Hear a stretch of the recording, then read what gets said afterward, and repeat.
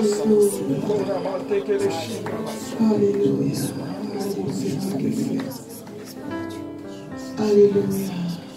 Laisse-nous pas clamer pour le Seigneur.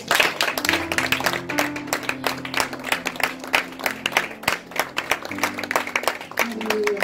Le Seigneur est tellement bon et il est si précieux.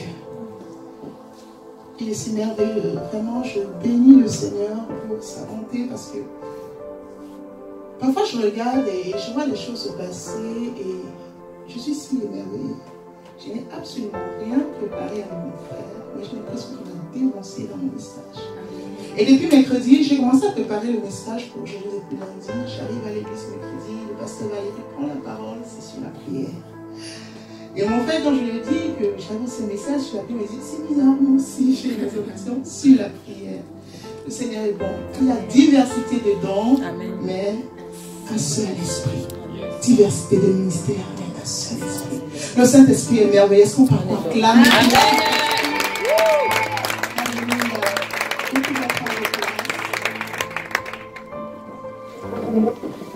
Je crois que vous avez compris le message d'aujourd'hui. C'est aussi sur la prière.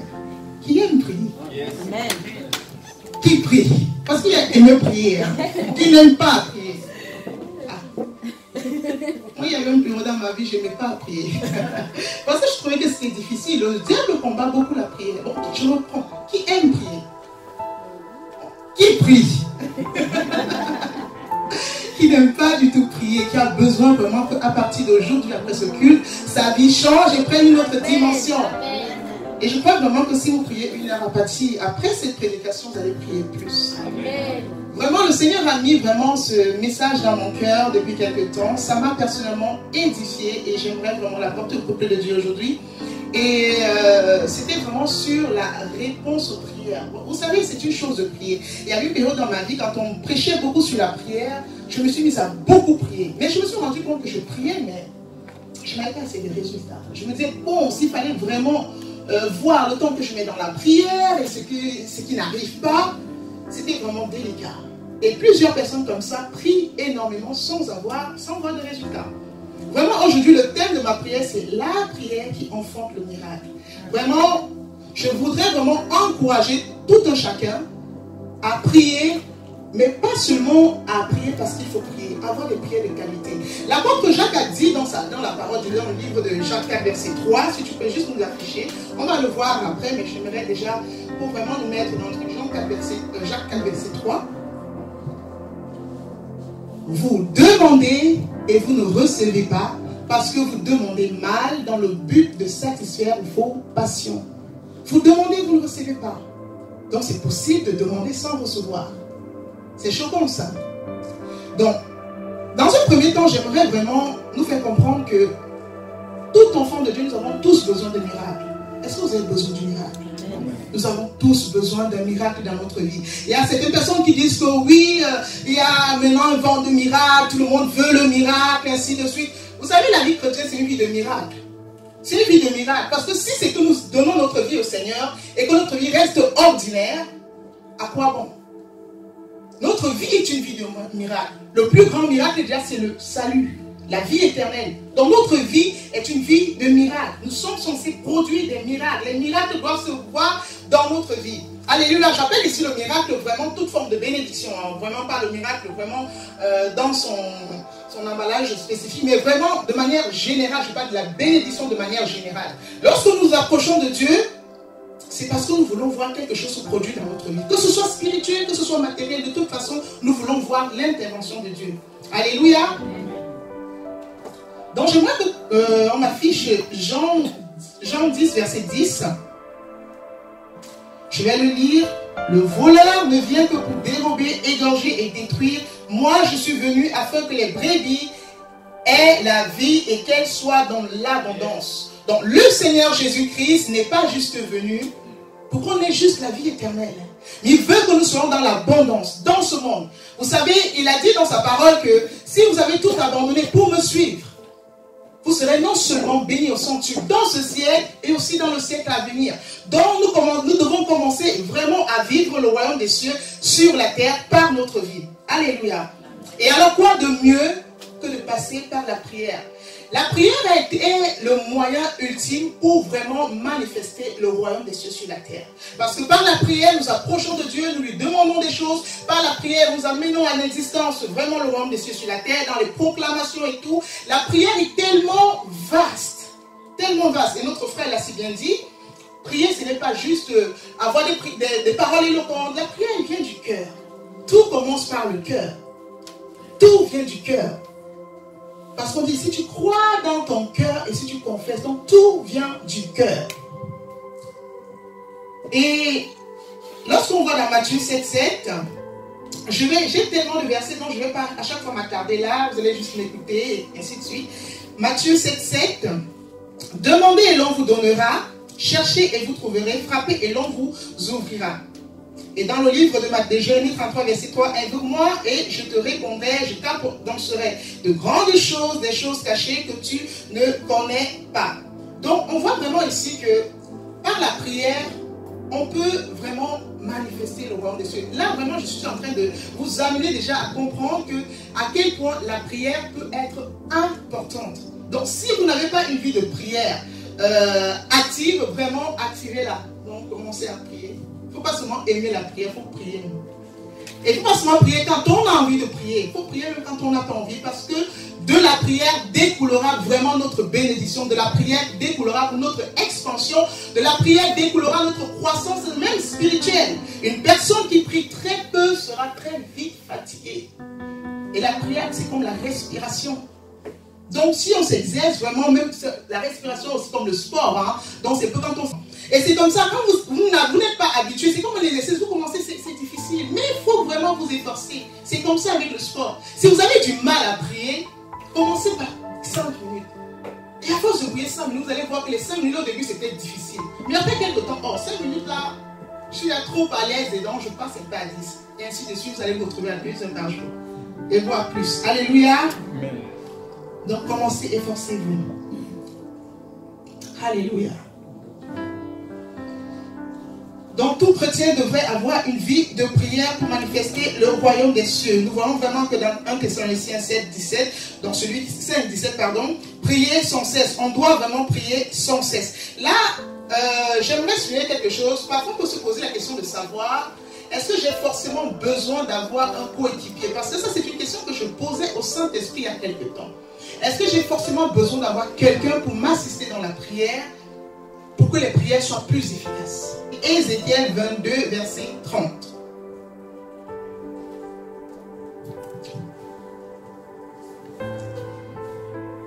Je cherche parmi eux un homme qui élève un mur.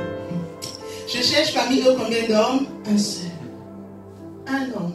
Lorsque le Seigneur m'a amené à ça, je dis, d'accord. Ça veut dire que Dieu n'a pas forcément besoin de plusieurs personnes. Vraiment pour apporter, réaliser un miracle, Dieu n'a pas besoin. Depuis, quand on voit dans la parole de Dieu, Dieu a toujours eu besoin d'un seul homme. Ça veut dire que vous êtes cette personne que Dieu cherche. Vous seul, vous pouvez changer la situation d'un homme. Vous êtes le seul qui pourra changer la situation même de cette église. Si vous attendez toujours qu'il y ait d'autres personnes qui viennent intercéder avec vous, non. Et puis un temps, vraiment, dans l'église où j'étais avant d'arriver à l'église Parole de Vie, je me suis retrouvé pendant l'intercession. J'étais vraiment dans un groupe d'intercession. Enfin, je me suis retrouvé seul.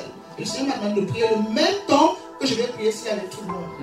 Donc, si vous êtes dans... il y a un groupe d'intercession ici, je crois. Oui, je pense qu'il vous l'avait dit. Si personne ne veut venir, ça ne doit pas vous décourager. Dieu cherche un seul homme. Et cherche un homme pourquoi? Pour élever un mur qui se tienne à la brèche devant moi en faveur de tout un pays. Ce n'est même pas seulement en faveur de votre maison. Déjà, nous-mêmes, parfois, on a du mal à prier, mais déjà seulement pour notre propre famille. Là, il parle d'un homme qui se lève qui se tienne à la brèche devant lui en faveur du pays afin que je ne détruise pas, mais je ne trouve pas. Ça, c'est la tristesse. C'est vraiment un cri de cœur de Dieu. Dieu, par notre prière, par votre prière, par ma prière, peut changer la situation de la France. N'est-ce pas extraordinaire? Alléluia. Un seul homme pour changer l'histoire d'une vie. Un seul homme pour changer l'histoire d'un peuple. Un Un seul homme pour changer l'histoire d'une ville. Un seul homme pour changer l'histoire d'un pays. Un seul homme pour changer l'histoire d'un continent. Un seul homme pour changer l'histoire du monde. Amen. Vous êtes cette personne-là. Vraiment, le Seigneur m'a beaucoup interpellé ces derniers temps dans la prière et je veux vraiment me lever. Et je veux encourager le peuple de Dieu à se lever dans la prière parce que Dieu cherche des hommes et des femmes de prière pour changer l'histoire du monde, pour changer l'histoire de ce pays, pour changer l'histoire de cette ville. Vous pouvez être cette personne-là. N'attendez pas les autres. N'attendez pas les autres. Alléluia. Vous savez, avec Dieu, nous sommes la majorité. Lorsque vous êtes seul avec Dieu, avec le Saint-Esprit, je peux vous assurer que vous êtes plus qu'une foule. Regardez David. Amen. Israël ne pouvait pas tuer Goliath. Il y a eu combien de généraux, combien de personnes armées qui étaient qualifiées. Personne n'a pu, mais David était seul avec Dieu. Il était la majorité. Il a mis Goliath KO. Vous pouvez renverser le Goliath de la France. Alléluia. Chaque chrétien est responsable de la situation dans laquelle il se trouve et ne pourra accuser personne. Parfois on accuse les pasteurs. Ah, on attend que le pasteur prie pour nous. Si la situation de l'église est comme ça, c'est la faute du pasteur. Si dans ma famille c'est comme ça, c'est la faute d'un tel ou d'un autre. Vous êtes responsable. Je vous assure que devant le trône de Dieu, non, il ne va pas vous excuser parce que vous allez dire que oui, tel n'a pas fait ça, tel n'a pas fait ci. Vous êtes responsable de votre vie. Chacun de nous est responsable de la situation de sa vie. Nous sommes tous responsables. Parce que Dieu a donné le moyen ultime pour décrocher les bénédictions du ciel sur la terre. Dieu a donné le moyen ultime vraiment pour manifester le royaume des cieux sur la terre. C'est la prière. Vous êtes responsable.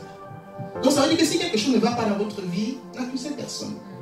Et Dieu même va vous demander les comptes. Vous savez que même au niveau de la puissance, on va rendre compte. Parce que le chrétien pense tout simplement que le fait que c'est ma vie, de toute façon c'est ma vie, si ça ne va pas bien, il n'y a pas de problème, vous déshonorez Dieu. On déshonore Dieu par notre vie parfois. Parce que nous sommes un témoin. La Bible dit que nous sommes la lumière. Il faudrait vraiment que notre vie reflète cette lumière-là. Parce que si c'est qu'on va prêcher l'évangile. Donc, pour dire quoi? Pour dire que vraiment, nous devons vraiment refléter la gloire de Dieu. Il faut vraiment que notre vie soit le témoignage de ce que nous annonçons. Il faut vraiment que lorsque les gens nous regardent notre vie, que ce soit spirituellement, par notre témoignage, notre manière de vivre, qu'ils aient envie de venir à Christ. Vous savez, seulement notre témoignage est suffisant pour amener une personne à Christ. Moi, j'ai toujours, quand je veux faire mon témoignage, je commence toujours par le témoignage de mon grand frère. Les gens me disent, non, on veut voir votre témoignage. Je dis non. Parce que je n'ai pas clairement un témoignage. Proprement dit, je n'en ai pas. Pourquoi? Parce que celui qui m'a amené à Christ, c'est la vie de mon grand frère. Il rentre un jour et c'est une autre personne. La vie totalement changée. Il prêche l'évangile. Et on voit la transformation. Parce qu'il faut comprendre que la vie chrétienne, lorsqu'on donne notre vie au Seigneur, c'est vraiment la repentance, c'est vraiment un cas de tout. Je me détourne de ma vie. Et on a réellement vu ça. Et là, quand j'ai dit non, là, tu peux me dire. En fait, tout ce qu'il me racontait m'importait peu. C'est sa vie qui m'intéressait. J'étais impressionné par son changement. Et par curiosité, j'ai dit non, je vais aller voir qu'est-ce qu'on a donné à ce gars, où il est allé. C'était la curiosité, je dis non, je vais aller voir. Non, il y a un truc, c'est pas possible. Et c'était tellement rapide que, et lorsque je suis arrivé, j'ai vu les gens chanter, on prêche la parole, j'ai dit c'est tout. Il n'y a pas plus que ça.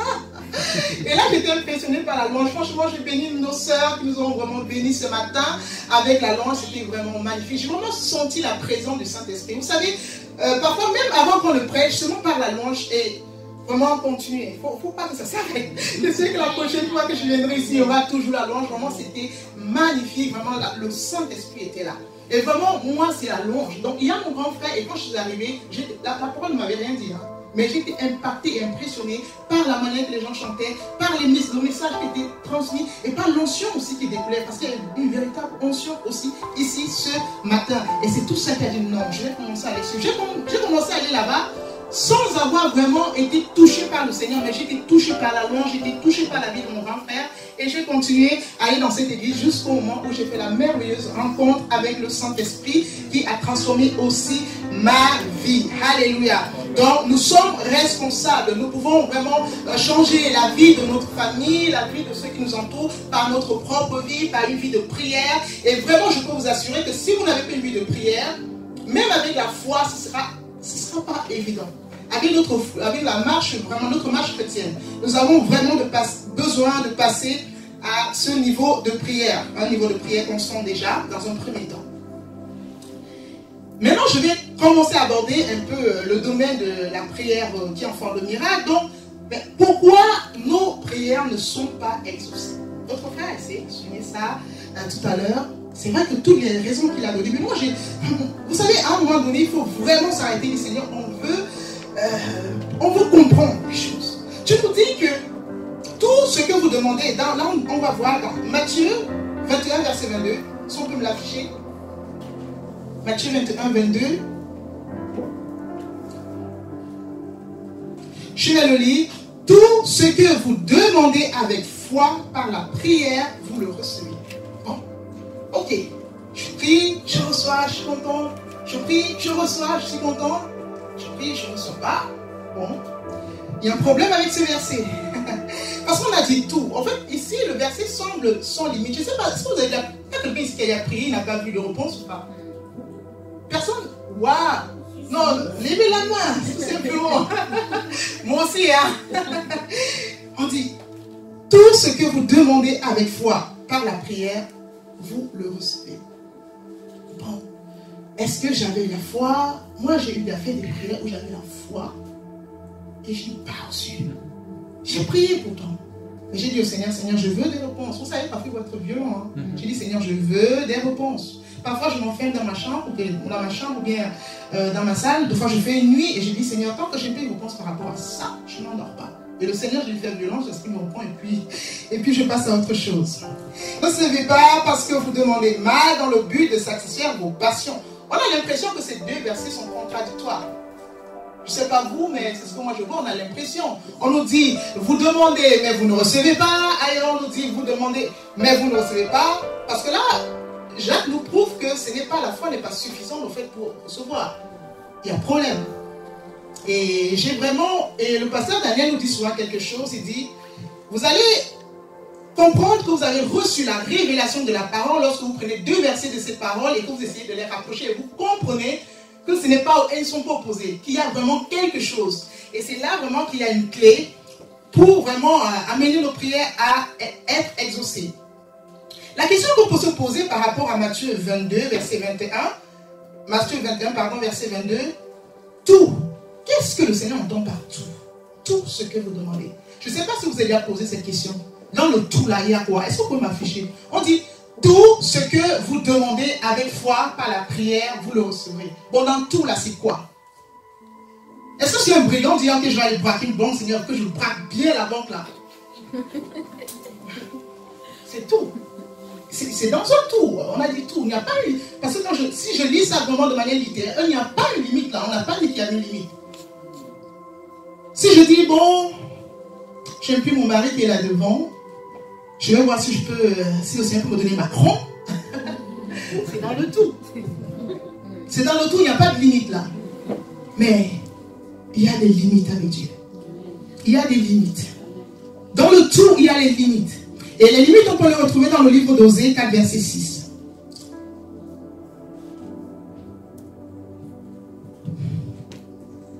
Ok.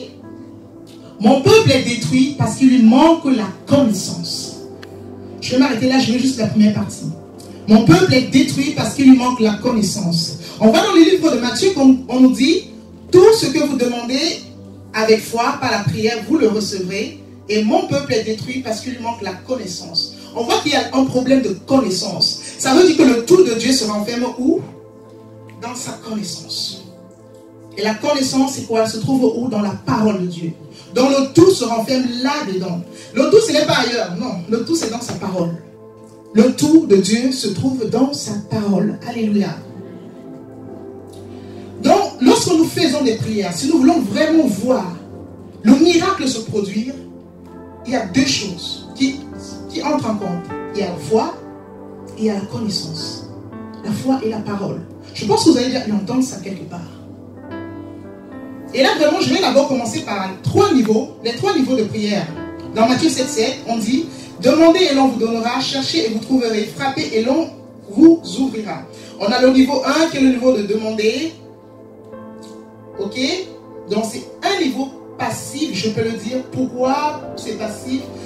Parce qu'on reste là, on demande, Seigneur, donne-moi, Seigneur, j'ai besoin de ci, Seigneur, j'ai besoin de ça, Seigneur, j'ai encore besoin de ci, Seigneur, j'ai encore besoin de ça. C'est un niveau où on reste là, on n'agit pas, on attend que Dieu donne. C'est un niveau 1. C'est le plus bas niveau, on va dire, le premier niveau. Ok? Après, on passe au niveau de chercher. C'est un niveau, ça commence à devenir chaud là. Je dois vraiment commencer à chercher. Et là, c'est là que je demande, vous savez, j'en reviens. Là, je vais brûler les étapes. Non, je ne vais pas les brûler. Donc, le niveau 2, c'est chercher. Et alors, on commence à chercher. Et comment est-ce qu'on cherche? On cherche dans la parole. On cherche pourquoi je n'ai pas de réponse. Vous savez, ne restons pas toujours dans une position passive. Vous savez, Dieu ne se plaît pas à ne pas nous exaucer. Il a mis la prière en place pour que nous soyons exaucés. Quel plaisir Dieu tire-t-il à ne pas nous exaucer? Ça veut dire que quand je ne trouve pas une réponse à ma prière, je ne dois pas m'arrêter là. Et là, c'est le niveau de ceux qui cherchent. Alors je me dis pourquoi je n'ai pas de réponse. Seigneur, donne-moi la solution. Mais pourquoi est-ce que je n'ai pas de réponse? Ça, ce sont des gens qui passent vraiment à un niveau supérieur. Et je crois que dans ces salles, il y a des gens qui vont passer au niveau supérieur. Et qui vont encore aller plus loin. Alléluia.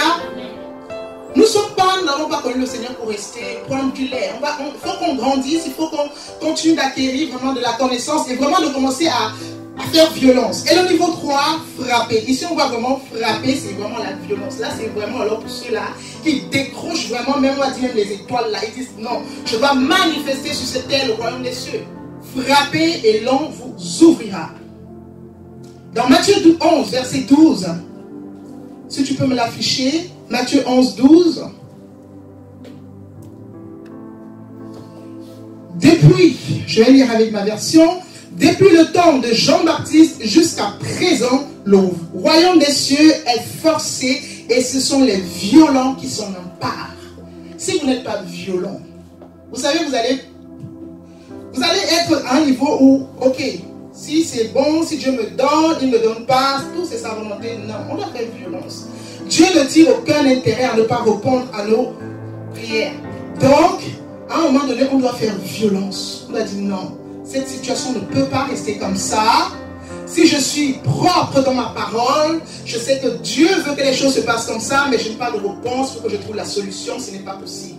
Quand tu as resté devant Dieu, montre-moi la solution, qu'est-ce qu'il y a eu de faire? Parfois il faut faire des choses, se lever physiquement, aller faire des choses. Et les choses vont être faites. Plusieurs fois dans ma vie, j'ai eu à voir ça. Parfois il fallait que je me lève et que j'aille à un endroit et quelque chose se passe. Alléluia, nous devons avoir des révélations. Mais pour ça, ce sont les violents. Même pour la révélation, ce sont les violents qui ont des révélations. Il faut faire violence. Violence dans la prière, violence dans la recherche de la parole. Alléluia. Comment enfanter dans le miracle? Dans nos prières. Parce que c'est ça le but. Vous savez, moi je suis... Avant, je n'aimais pas prier. Je n'aimais pas du tout. Le Seigneur m'a fait grâce, je me suis fait violence, j'ai commencé à prier un peu et ainsi de suite. Maintenant, je suis très à l'aise dans la prière.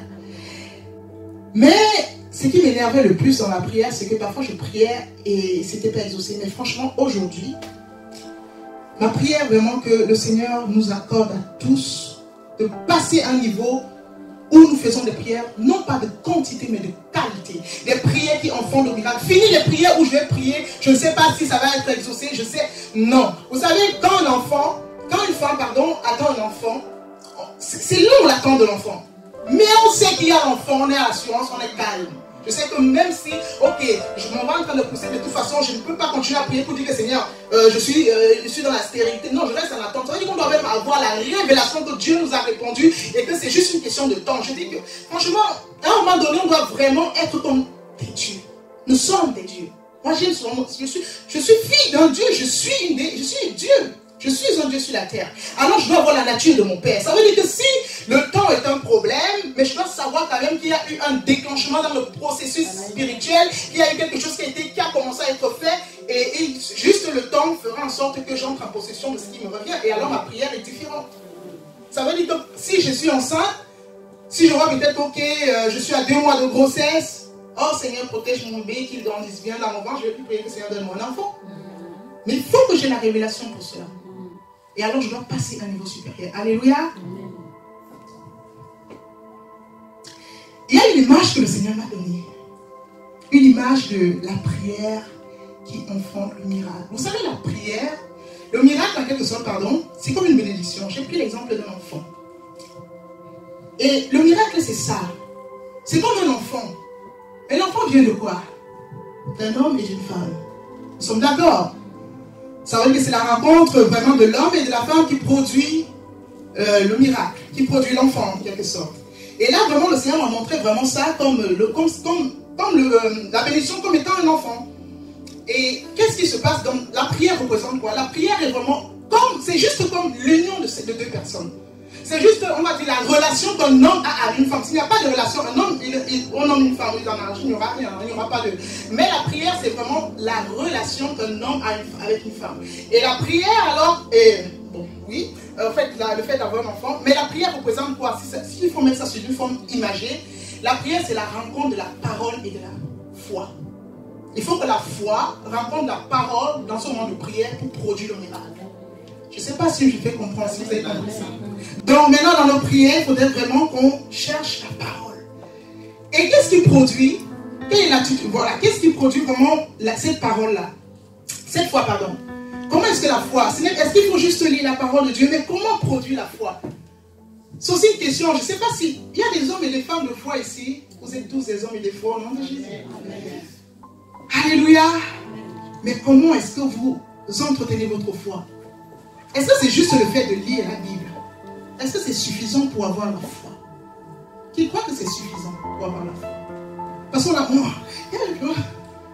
J'étais dans l'ancienne église et où j'ai connu le Seigneur. Là, vous demandez de lire, lisez 3 chapitres. Il faut vraiment que chaque fois vous finissez la Bible en entier, lisez 3 chapitres par jour, et ainsi de suite. Je lisais, je n'avais aucune foi. Je lisais, j'avais la foi un peu, mais c'était vraiment des bêtes. Et j'ai lu une année, j'ai lu toute ma Bible. Et je me dis, oh, la foi vient de ce qu'on entend vient de la parole de Dieu, ça je savais réciter ça, mais dans mon cœur, il n'y avait vraiment pas la foi. On a besoin, non pas seulement de l'égos, mais de la révélation, du réma, de la parole de Dieu. C'est le réma de la parole de Dieu qui produit la foi en nous. Tant qu'on n'a pas le réma, on n'aura pas la foi. Il y a plusieurs personnes qui lisent la parole de Dieu pour acquérir des connaissances. Mais c'est juste une égos, ils n'ont aucune foi. Ils ont la connaissance de Genèse à l'Apocalypse, il n'y a pas la foi. Mais on a besoin de la révélation. Et pour avoir la révélation, qui donne la révélation? Le Saint-Esprit. Et notre frère l'a dit, mais sans le Saint-Esprit, nous ne sommes rien. Il est le souffle de Dieu. C'est lui qui donne la vie à la parole.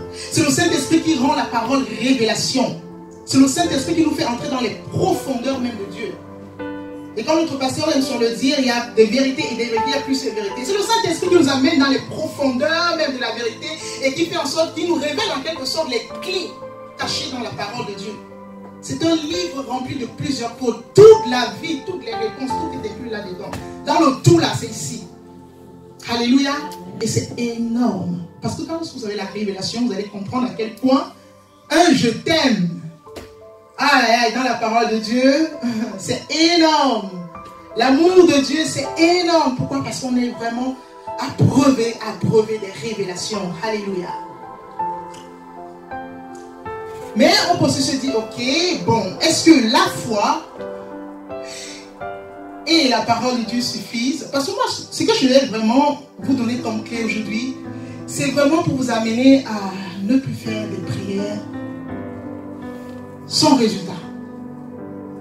Vous pouvez poser la question, Sorel, est-ce que tu fais des prières sans résultat? Je vais dire non. Pourquoi je vais dire non?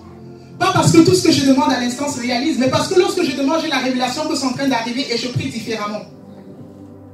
Et je prie différemment. Il y a des choses qui arrivent de manière instantanée, il y a des choses qui arrivent même sans que je demande. Parce qu'il y a aussi ce niveau-là. Quand tu connais une réelle proximité avec Dieu, il y a des choses qui commencent à se passer dans ta vie où tu n'as plus besoin de demander. Comme nous en tant que maman, est-ce qu'on a besoin vraiment que nos enfants viennent nous demander à 18h, oh, on ne finit par manger aujourd'hui, on ne mange pas? Non, on sait qu'à un certain enfant doit manger. Et certaines choses doivent être faites dans la vie de nos enfants. Et Dieu prend soin de nous. Alléluia. Donc vraiment que votre foi soit motivée encore ce matin. Et j'avais écouté un homme de Dieu, une fois il a dit, certaines personnes disent que oui, j'ai la foi, mais je n'arrive pas à étendre ma foi sur le temps. Pierre, c'était son cas. Pierre avait la foi lorsqu'il a marché sur les eaux. Lorsqu'il a demandé au Seigneur Jésus, est-ce que tu veux que si c'est toi, réellement toi, permettre que je te suive? C'était la foi. Attendez, il était le seul, hein, parce que les gens peuvent le critiquer, mais c'était le seul qui a osé le faire. Ah, les autres ont dit, faut aller toi seul. Il y a des choses où vraiment vous serez seul. Alléluia. Alors Pierre a dit, Jésus lui a dit, viens. Et Pierre s'est levé, il a suivi le Seigneur. Il a commencé à marcher, il avait la foi. Mais lorsqu'il a vu la tempête, il a dit, la fête, si je ne suis pas sûr que je vais arriver, il a coulé. Et parfois, c'est souvent notre cas. On a la foi, mais lorsqu'on pense à voir les tempêtes, on dit, Seigneur, je ne suis pas sûr que ce que tu m'as dit avant là, ça va arriver. Non, il coule. On perd la foi et on a l'impression que non, Jésus vient, il nous prend et c'est, oh, Dieu est bon. Vous voyez, malgré que le Seigneur dit que sans la foi, nul ne peut lui être agréable. Pierre a perdu la foi, mais le Seigneur était là. Il n'a pas laissé couler. Peu importe. Il dit, peu importe votre situation. Peu importe ce que vous faites. Le Seigneur ne vous abandonnera jamais. Les hommes peuvent vous abandonner. Ils peuvent vous rejeter. Ils peuvent vous critiquer, vous condamner. Lui, il ne vous abandonnera jamais. Et il n'a pas abandonné Pierre qui était en train de couler. Il était là et il a tendu la main. Il n'a pas laissé couler. Dieu ne vous laissera jamais couler. Jamais. Et l'assurance de cela. Oh, il est tellement bon. J'ai coulé tellement de fois dans ma vie. Tellement de fois j'ai coulé. J'ai connu le Seigneur, j'étais très jeune. Vraiment très jeune. Mais qu'est-ce que j'ai fait des erreurs. Et je bénis souvent le Seigneur de cette grâce qu'il m'a fait de toujours me ramener dans sa maison. Pourquoi? Parce qu'aujourd'hui, c'est très difficile pour moi de condamner. Je ne sais même pas si je suis capable. Pour vous assurer, je peux voir un frère, une soeur qui est tombé dans un péché à un point, tout le monde va condamner. On m'a appelé finalement l'avocat du diable. Pourquoi? Parce que tu pardonnes, tu excuses tout. J'ai tellement fait des erreurs qu'aujourd'hui, je ne peux pas condamner. Parce que si je suis là, je suis une servante de Dieu aujourd'hui, ça veut dire qu'aucune erreur n'a besoin d'être fatale. Dieu ne nous abandonne pas. Il ne m'a pas abandonné quand j'ai chuté. Je suis tombé, je suis rentré dans le monde plusieurs fois, mais Dieu ne m'a pas abandonné. Il a toujours été là, il m'a tendu la main. Et la rivière, c'est comme, c'est le monde. Hein. Le Seigneur a pris, c'est une image du monde, de la mer. Lorsqu'on coule dans l'eau, c'est le monde. Le monde est dangereux, la mer c'est dangereux, c'est le monde. Mais le Seigneur ne m'a pas abandonné. Il n'abandonnera personne. Je suis l'exemple même du fait que le Seigneur n'abandonne pas. Alléluia. Amen. Et là, pendant que je parlais, le Saint-Esprit m'a dit quelque chose. J'ai oublié de dire un truc. Sur la prière d'équipe, j'ai commencé, je n'ai pas fini. Est-ce qu'on a besoin toujours d'avoir quelqu'un pour prier? Non, je l'ai compris. Mais vous savez que c'est un danger dans la prière de groupe. C'est bien, c'est très bien, mais il y a aussi un danger. Parce qu'on dit que si deux personnes s'accordent, ça veut dire que si vous n'êtes pas en accord, tu pries avec quelqu'un, tu n'es pas en accord avec la personne, rien ne se passera. Ça veut dire que quand vous priez ensemble, pardon, moi je disais souvent, il y a même une période, je disais, quand le Seigneur m'a donné la révélation de la prière d'accord, je disais souvent quand je venais pendant les mois d'intercession, je disais, vous savez, si quelqu'un n'est pas en accord, pardon, je ne veux pas prier en mieux on ne prie pas. On passe à autre chose. Tout le monde est d'accord? Oui, ok, on prie alors. Pourtant, quand vous êtes seul, vous êtes en accord avec vous-même. C'est sûr, moi, que là, le Saint-Esprit m'écoute, je suis en accord avec le Saint-Esprit. Allez, la prière, c'est le sujet d'être exaucé. Et le Seigneur Jésus, qui s'en va plusieurs fois dans la parole de Dieu, où il se retirait, hein. Il allait avec lui-même, il se retirait, il priait plusieurs fois seul. Et parfois, il allait avec Jacques, Jean et Pierre. Après, arrivant, c'était en mode, là, attendez-moi ici, je m'en vais plus loin. Alléluia. Il faut avoir des moments de prière seuls. Je peux vous assurer que les moments de prière sont très, très bénéfiques. Il y a des endroits où vous ne pouvez pas amener tout le monde. Impossible. Il y a des niveaux dans votre vie spirituelle où vous devez être tout seul. Vous ne pouvez pas toujours être avec des gens. Non. Il y a des niveaux où vous devez être seul. Même si vous êtes en couple. Il y a des moments où je prie avec mon mari, des moments où je dois prier seul. Mon mari prie aussi seul. Parce qu'on a de la relation avec le Seigneur, c'est personnel. C'est vrai que oui, viens là dans le couple. Non, mais à un moment donné, non, c'est toi et moi et toi. Alléluia. Il y a un autre point que je voulais vraiment apporter. C'est le jeûne. Le jeûne a une place très importante aussi. Pour des gens qui veulent voir vraiment des miracles se produire dans leur vie. Et si je ne parle pas du jeûne, il y a des gens aussi qui exagèrent. que leur vie, ça devient seulement le jeûne. Non, qui refusent de prier ou bien refusent de capituler par rapport à certains problèmes et ils pensent qu'ils vont vraiment tordre le bras de Dieu avec le jeûne. Non. Non. J'aimerais quand même qu'on affiche Matthieu 17, verset 21.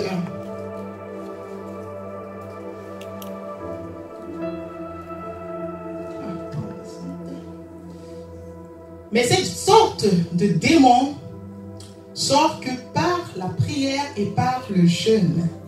Mais cette sorte de démon ne sort que par la prière et par le jeûne. Ça veut dire qu'on voit vraiment que les disciples sont venus voir le Seigneur Jésus. Et ils n'ont pas pu chasser un démon. Jusqu'à quand? Le Seigneur dit, jusqu'à quand est-ce que je vais vous supporter? Incrédule que vous êtes. Parfois, le Seigneur ne mâchait pas ses mots. Il appelait chat, chien, chien. Il dit, non, vous êtes incrédule. Il dit, mais toutefois, le genre de démon là ne parte pas par le jeûne. Même si vous n'aviez pas été incrédule, c'est ce qu'il voulait dire par là. Ça veut dire que même si vous auriez eu la foi, ça n'aurait pas été suffisant. C'est pour ça que la parole de Dieu, il y a vraiment des clés. Ne vous privez pas de la parole de Dieu. Il y a des clés. Et chaque fois que vous priez, quand vous voulez lire la parole, demandez toujours au Saint-Esprit de vous donner la révélation. Pasteur Valérie nous a comme dit que c'est préférable vraiment de prendre vraiment quelques versets de la parole, mais d'avoir la révélation sur ces versets de la parole, que de lire tout un chapitre, voire plus, et que ce soit juste du légos. Mais les deux sont importants. Le légos et le rhéma. Pourquoi les deux sont importants? Parce que lorsque nous prenons le légos, vraiment, nous connaissons, en fait, nous marchons vraiment sur les traces de la parole de Dieu, comment est-ce que ça s'est passé, pour prendre quand même juste la connaissance comme ça, qu'est-ce qui s'est passé. Mais le rhéma donne la révélation, même ça qui produit la foi. Alléluia. Donc le jeûne est très important. Il est important. Juste même un repas. Je ne parle pas du jeûne où on va vraiment se... Non, même juste un repas de temps en temps, c'est important. Parce que s'il y a des choses qui peuvent résister à la prière, dans une prière vraiment où il y a la foi et la connaissance, le jeûne va faciliter cela. Et je ne parle pas d'un jeûne où on va jeûner, on va venir soutenir le jeûne par la prière. Non, on a déjà un sujet de prière. On a déjà un plan pour la prière. En fait, on a déjà eu à demander des choses, on n'a pas vu cela se faire. Le jeûne vient pour soutenir et puis booster les choses dans notre prière. C'est ce que le jeûne vient faire. Le jeûne ne fait pas l'inverse. On ne jeûne pas, on jeûne parce qu'on prie. En fait, le jeûne vient vraiment pour soutenir la prière, pour booster vraiment les choses. Ça facilite vraiment la prière. Alléluia. Je vais me dépêcher parce que le temps passe assez vite. Donc le jeûne en quelque sorte est comme un sacrifice corporel.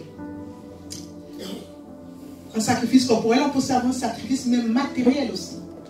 On peut aussi booster nos prières avec un sacrifice matériel. Moi, je parle ici des choses que j'ai eu à expérimenter personnellement. Un jour, j'avais dit au Seigneur, Seigneur, s'il te plaît, permets-moi de ne pas parler à ton peuple pour prendre des exemples que je n'ai jamais vécu.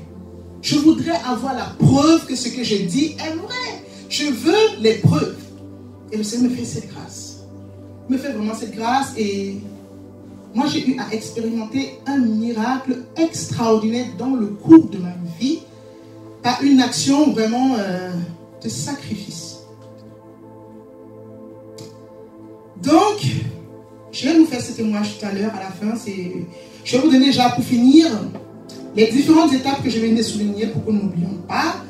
Dans les différentes étapes à suivre pour les moments de qualité dans la prière. La première chose, la prière est indispensable dans la vie de tout enfant de Dieu et elle est le moyen précieux pour moi, donc pour tout un chacun, de recevoir son miracle. C'est la première chose.